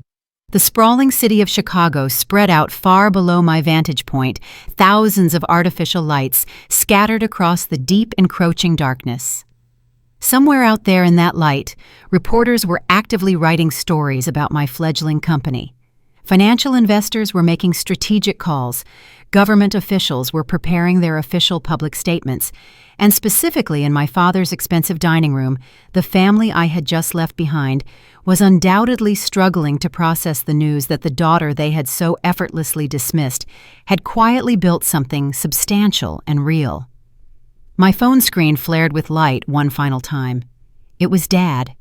I watched his name glow fiercely for a few seconds before the light finally subsided. The logistics of tomorrow would be complex, calling back all media contacts. I needed to issue formal statements and immediately schedule mandatory high-stakes meetings. Handling the sudden, intense public attention required an immediate, comprehensive plan. Tonight, I remained standing at the window. The cold from the glass was a slight comfort. I permitted the silence to finally settle into the room. They had been afforded years to inquire about the nature of my work. They never took the opportunity. The world was now asking. I stood ready to provide the answer. I left the house before dawn, the sky still an indigo wash stretching across the horizon. The street lay empty except for a few porch lights flickering against the cold. I didn't look back. There was nothing behind me that required a second glance. My focus shifted entirely to the day ahead, the real day, the one built on deadlines, infrastructure reports, and operational decisions that didn't pause for family drama. The ride back to the city felt quiet in a way that wasn't lonely. It was the quiet of a life no longer interrupted by old expectations or unsolicited commentary. As the buildings sharpened into view, I opened my laptop and connected to the system dashboard. The console populated instantly latency readings, load distribution compliance alerts, all lined in neat, precise rows. The world they questioned ran smoothly, with or without their doubts. Server load 63%. Auto-scaling active. Threat mapping stable. Traffic spike from the Bloomberg alert rising, controlled predictable. My CTO sent a message as I rode through the last stretch of the freeway. The spike is steady. Adjustments initiated. No anomalies. His tone remained concise, almost surgical. It was the language of people who trusted the work because they had seen it function under pressure, not because they needed the illusion of leadership to soothe their insecurities. A second notification arrived immediately after. Largest enterprise client requesting to accelerate Phase 3. Feasible window 72 hours. I drafted a reply with a single line, "Proceed." Preparation begins today, and I closed the thread. Inside the office, early sunlight spilled across the floor-to-ceiling windows, painting long silver stripes across polished concrete. A few staff members nodded as I passed, nothing dramatic, only acknowledgement that the day had begun. I didn't need applause. I needed clarity. By 7 in the morning, my leadership team gathered in the conference room, papers, open screens glowing with data. My CTO began with updates. Infrastructure absorbed last night's peak without hitting thresholds. The new caching layer performed better than predicted. We are seeing a latency improvement of 1.7 milliseconds across the core network, which is critical for the defense logistics contract. Good, I said. Prioritize enterprise accounts. Funnel non-essential signups into next week's queue. Confirm the new encryption key exchange protocol is fully integrated across all team deployment stations by close of business. The policy director spoke next, flipping through a binder filled with briefs. Commerce wants a scheduled briefing to discuss the legal implications of predictive compliance technology. The Treasury needs clarification on the cross-border compliance chain for our European clients. Defense Logistics is requesting an audit date for the second week of next month. Schedule the audit first, I replied. Their team moves fastest with early directives. Give Treasury the full compliance document, but defer the commerce briefing until after the audit. I want to go into that discussion with a clean sheet. She made notes rapidly, posture alert. No hesitation, no second guessing. She didn't question whether I understood the stakes. She knew I built the system that carried them. At 9 sharp, the COO of a logistics corporation joined via video call. His image flickered briefly before stabilizing. We're ready to finalize the 7-year contract for all our North American and Pacific hubs, he said. We need one final confirmation that your compatibility layer won't disrupt our legacy operations during the transition phase. It won't, I answered. The layer runs passively for the first 5 days, mapping traffic flow without engaging the engine. Full deployment completes in 6 weeks, not affecting your operational throughput by even 1% during the switch. That timeline works, he said, visibly relieved. We'll send the final papers by 12:30 today. Documents exchanged, revisions reviewed, signature executed. No celebration, just logistics. A congressional advisor called Next Voice clipped and efficient. We need throughput limits for your failure response protocol, specifically how quickly it can revert to a known stable state without data loss in a 0-day scenario. Documented and verified, I said. The system maintains a rollback capability of 0.03 seconds. I'll send the latest model by noon. You can stress test the simulator directly." He hung up without further comment. That was normal. Precision didn't need courtesy. Throughout the morning, I moved between decisions with quiet efficiency, approving an encryption budget increase, adjusting a project timeline, reviewing the updated infrastructure diagram. Every task reminded me of the years I had lived in that shadowed space where no one asked what I was capable of because they were already convinced I couldn't be capable of much. That world was gone. Around midday, the assistant knocked on my office door. "Your advisory panel is ready. We have the former Undersecretary of Defense, the lead compliance partner from a major law firm, and the CEO of a successful publicly traded cybersecurity company. 4 specialists entered figures with real experience, not family friends appointed to keep appearances. They spread documents across the table discussing expansion feasibility, regulatory strain, and risk exposure. They didn't patronize, correct, or condescend. They asked direct questions because they expected direct answers. And I gave them everything they needed: system metrics, architectural logic, operational buffers, margins for error, redundancies for outages. No bluffing, no stalling. Data spoke for itself. When the meeting ended, the lead architect closed his folder. "Your timeline is aggressive," he said, "but possible. The architectural integrity is superior to anything we've evaluated in the past 5 years. That's all we need," I replied. The room emptied, leaving me with the hum of the HVAC system and the shifting glow of early afternoon light. Nothing dramatic, just the steady rhythm of work, unbroken by unnecessary noise. Around 3, I stepped into the hallway for a brief moment of quiet. Staff moved around me, but no one hovered. They respected boundaries, because I had built a workspace that didn't rely on intimidation to function. The notification came as I stood near the window, Commerce Procurement Agreement, ready for final approval. I returned to my desk, read every line, corrected one technical detail, and signed. Moments later, the confirmation timestamp appeared. Permanent. Irreversible. Nothing in that moment required validation from my father. Nothing demanded interpretation from Caleb. The weight of the signature belonged entirely to me. By 6, I shut down my laptop. The office had begun to empty, conversations fading as staff gathered their bags and jackets. I walked through the lobby and stepped outside into the crisp evening air. The street buzzed with the low roar of traffic, people crossing lights, shifting, nothing symbolic, nothing dramatic. Just the end of a long day, lived on my terms. My phone buzzed again, a message from my CTO. "Deployment ready. Waiting for your go." I typed one line, "Begin deployment." Then I slipped the phone into my coat pocket and walked down the sidewalk. Tonight didn't mark a turning point.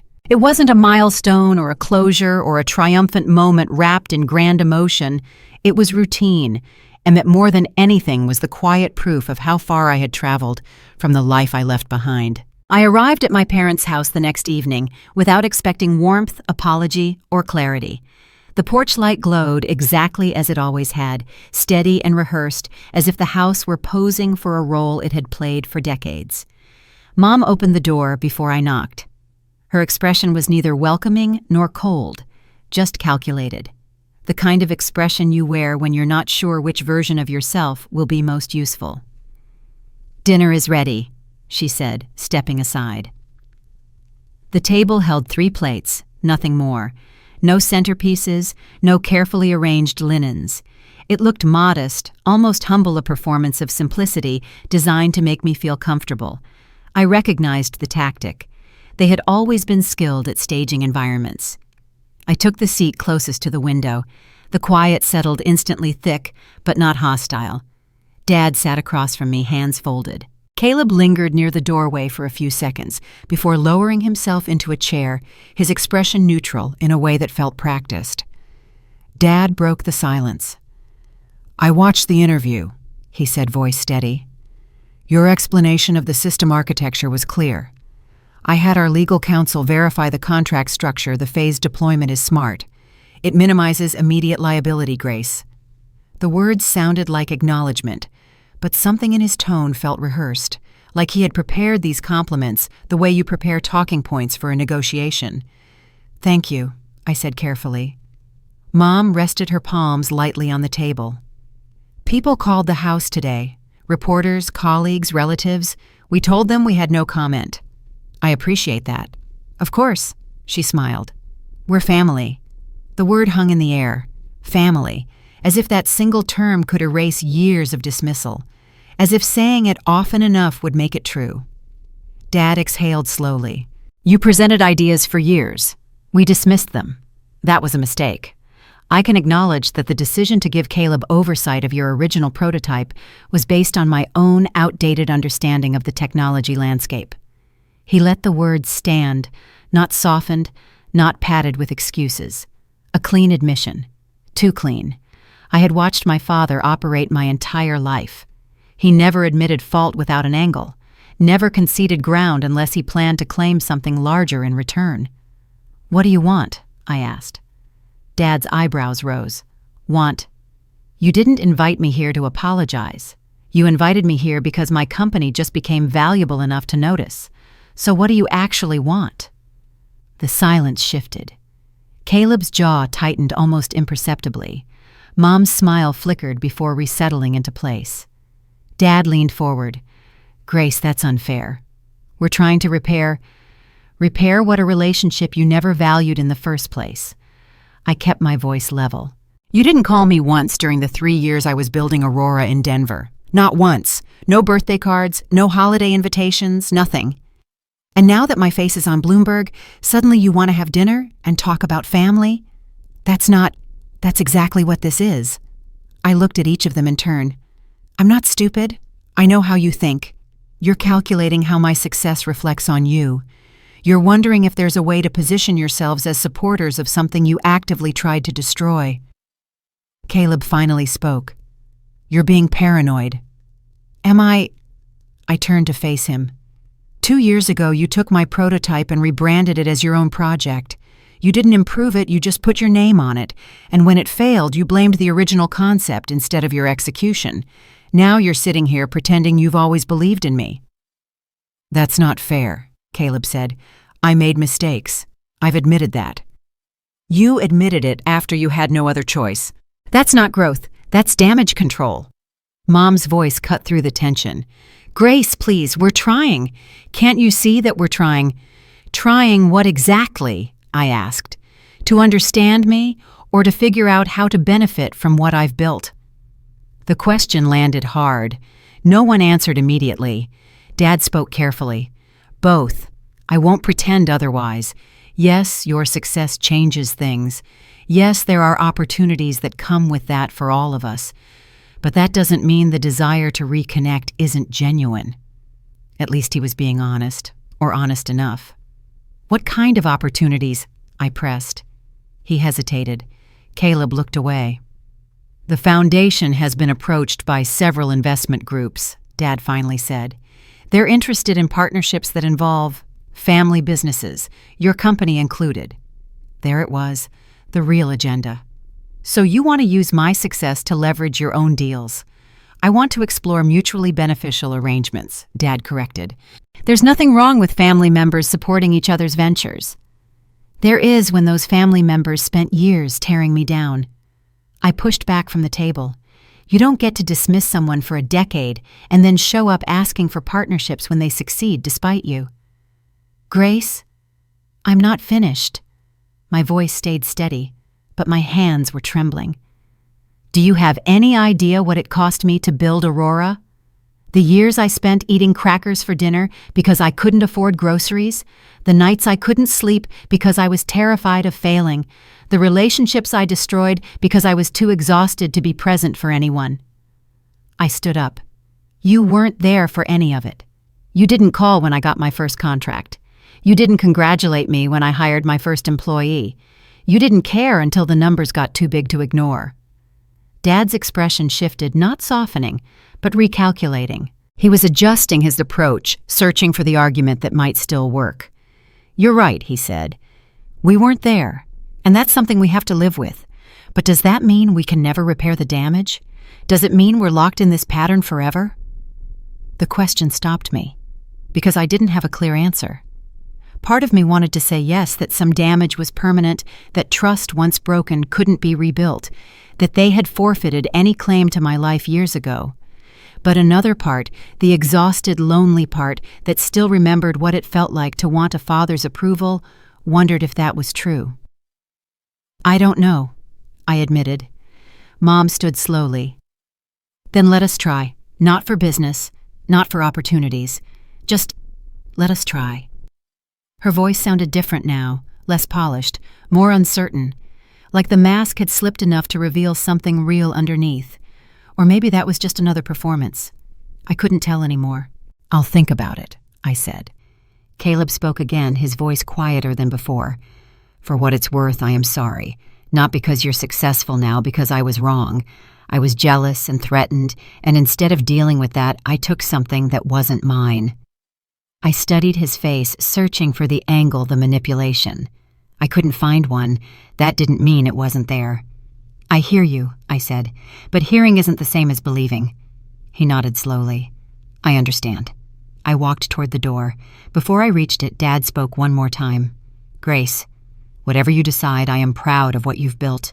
That's not a strategy. It's just true." I paused with my hand on the doorknob. "Maybe it is," I said, "but you'll have to prove it means something before I believe it." I stepped outside without waiting for a response. The cold air hit my face, sharp and clarifying. I walked to my car, slowly processing the conversation. They hadn't changed, not really. They had adjusted, recalibrated, found new ways to position themselves around my success. But underneath the adjustments, the same patterns remained. Dad still wanted leverage. Mom still prioritized appearances. Caleb still struggled with his own inadequacy. The difference was that I could see it now. The manipulation was transparent in a way it never had been before. That was progress, not for them, for me.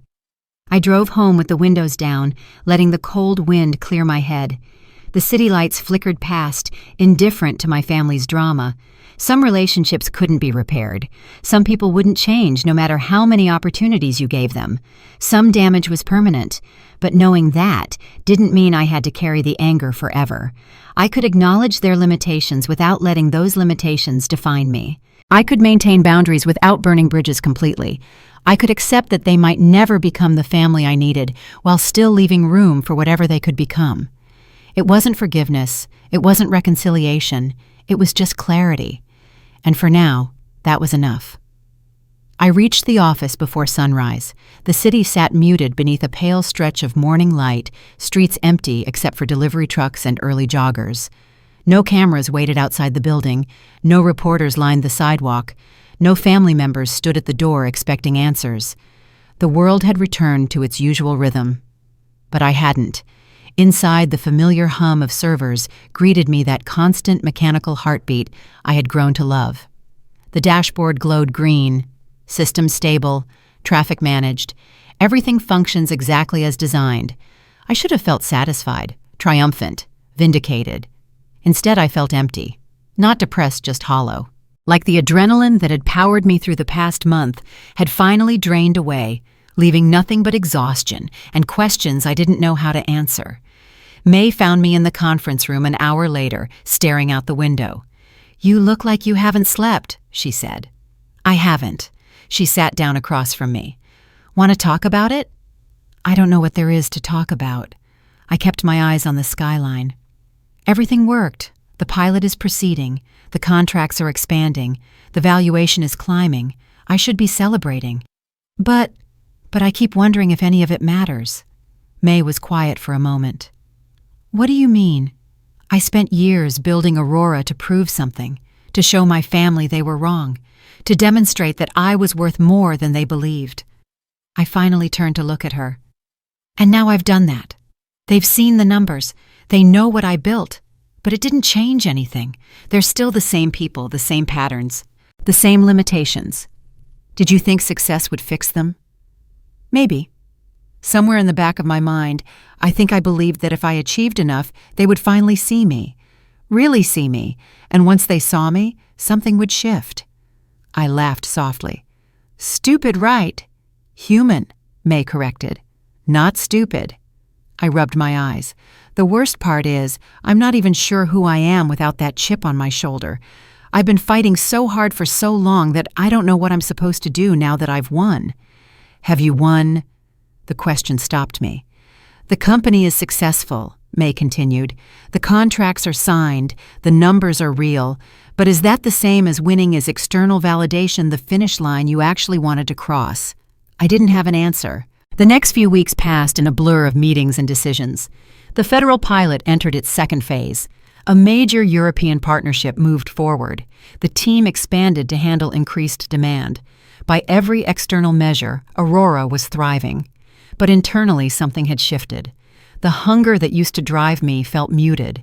The satisfaction of solving problems felt temporary. The victories felt hollow in a way they never had before. One evening, I found myself sitting in the empty office long after everyone had left. The city lights glittered outside the window, beautiful and indifferent. I thought about everything I had sacrificed to get here, the relationships I had neglected, the experiences I had missed, the parts of myself I had suppressed in service of a goal. And I wondered if it had been worth it. Lena's resignation still haunted me. I had sent 3 emails asking if she would consider returning. She never responded. Eventually, I learned she had joined a smaller startup, one led by someone who actually listened to their team. I had tried to change. I had made the speech. I had committed to doing better. But the damage I had done couldn't be undone. Some consequences were permanent. That was the hardest part of success, realizing that achievement didn't erase the mistakes you made along the way. My phone buzzed. A message from Caleb. I know you don't trust me, but I'd like to try again. Coffee sometime. I stared at the screen for a long time. Part of me wanted to delete the message, to maintain the boundaries I had set, to protect myself from another disappointment. But another part remembered what May had said about human connection, about building people, not just systems, about the parts of life that couldn't be optimized or engineered. One coffee, I replied. No promises. His response came immediately. That's fair. Thank you. I didn't know if anything would change. I didn't know if Caleb was capable of being a real brother. I didn't know if my family would ever become something other than a source of pain. But I knew that staying angry forever was its own kind of prison. The following week, the board called an emergency meeting. The European partnership had hit a complication, a regulatory hurdle we hadn't anticipated. Solving it would require restructuring part of our architecture and delaying the rollout by at least 6 months. The news should have devastated me. A year ago, it would have sent me spiraling into panic. Instead, I felt something unexpected relief, because the complication meant more work, more problems to solve, more reasons to stay engaged.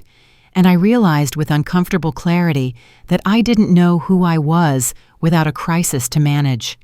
We can handle this, I told the board. It's a setback, not a failure. They nodded, reassured by my confidence. But underneath the confidence, I was asking myself harder questions.